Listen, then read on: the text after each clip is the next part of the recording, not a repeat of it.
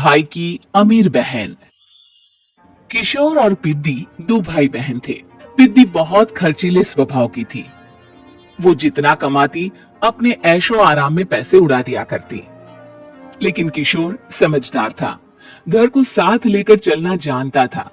अपनी बहन के जितना कमाता तो नहीं था, लेकिन फिर भी वो किसी तरह घर का खर्च चला लेता था। एक दिन पिद्दी किशोर से कहती है, किशोर, तुम थोड़ा ज्यादा क्यों नहीं कमाते? मेरे दोस्त रोज मेरा मजाक उड़ाते हैं। अरे बहन, मैं कोशिश तो कर रहा हूँ। अच्छा सुनो, अगले महीने रक्षाबंधन है, मुझे सोने का हार चाहिए, इससे कम कुछ भी ना लूंगी। अरे दिला दूंगा बहन। किशोर को पूरी रात नींद नहीं आती। उसके दिमाग में बस ये चल रहा था कि उसकी माली हालत इतनी बिगड़ चुकी है, अब वो सोने का हार कहां से लाएगा। अगले दिन किशोर सुबह सुबह घर से ये बोलकर निकल गया कि पिद्दी, मैं गांव से बाहर जा रहा हूं, कुछ दिन घर नहीं आऊंगा। किशोर ने अपने काम के साथ साथ फेरी में कपड़े बेचने भी शुरू कर दिए, जिससे वो ज्यादा से ज्यादा पैसे कमा सके। रात में वो एक बिल्डिंग की चौकीदारी भी करने लगा। अपने काम से थोड़ा बहुत समय निकालकर बस कुछ घंटे की नींद ले पाता था। और कब वो कुछ दिन एक महीने में बदल गए और रक्षाबंधन भी आ गया, पता ही नहीं चला। लेकिन किशोर अभी तक घर वापस नहीं लौटा। जहां वो काम करता था, पिद्दी के नाम का गुल्लक रखा हुआ था।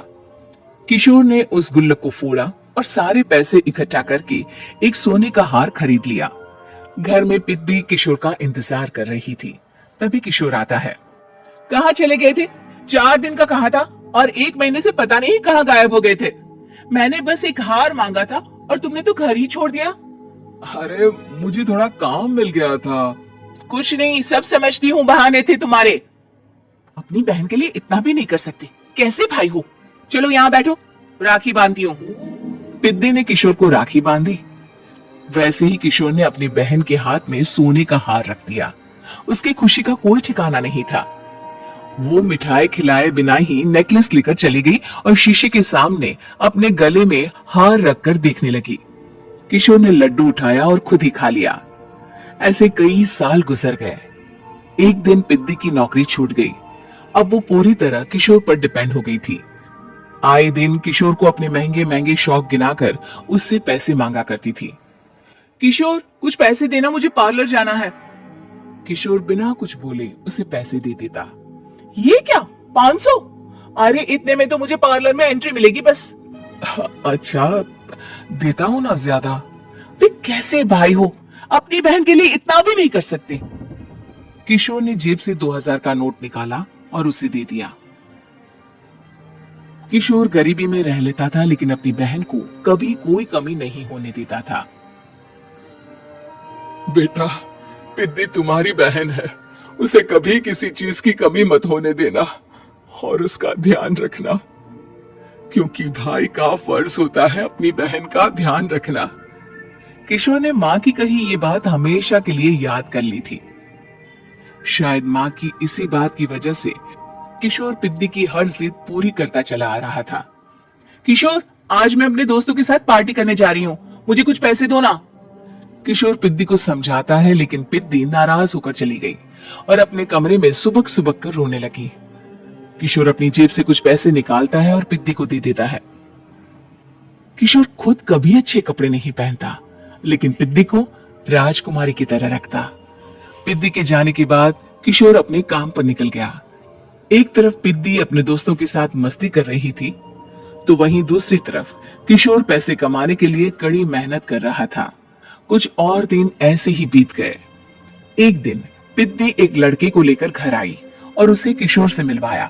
किशोर, मुझे इस लड़के से शादी करनी है, लेकिन इनके मम्मी पापा बोल रहे हैं कि उनको दहेज में एक कार चाहिए, तभी वो मेरा और पंकज का रिश्ता कबूल करेंगे। लेकिन बहन, कार खरीदना कोई सब्जी खरीदने के बराबर तो नहीं है। अरे कैसे भाई हो तुम, अपनी बहन के लिए इतना नहीं कर सकते? देखो, मैं ज्यादा इंतजार नहीं कर सकती, तुम्हें 1 साल में मेरे लिए कार खरीदनी ही होगी। अच्छा पंकज, एक काम करो, कल तुम अपने माता पिता को घर बुला लो, मैं उनसे तुम्हारे और पिद्दी के रिश्ते की बात कर लेता हूँ। अगले दिन किशोर के छोटे से घर में पंकज और उसके माता पिता आते हैं। बेटा, तुम्हारी बहन ने हमारी शर्त तो बता ही दी होगी। जी बेटा, तुम तो इतने छोटे घर में रहते हो, दहेज कहाँ से लाओगे? मैं अपनी बहन की खुशी के लिए सब कुछ कर सकता हूँ। पंकज और पिद्दी का रिश्ता तय हो जाता है। किशोर अब अपनी क्षमता से 4 गुना ज्यादा काम करने लगता है। सुबह सबके घरों में न्यूज़पेपर फेंकता, दिन में मजदूरी करता और रात में चौकीदारी करता। खूब मेहनत करके किशोर ने अपनी बहन की शादी के लिए पैसे जुटा लिए। उसने अपनी बहन के लिए कार खरीद ली।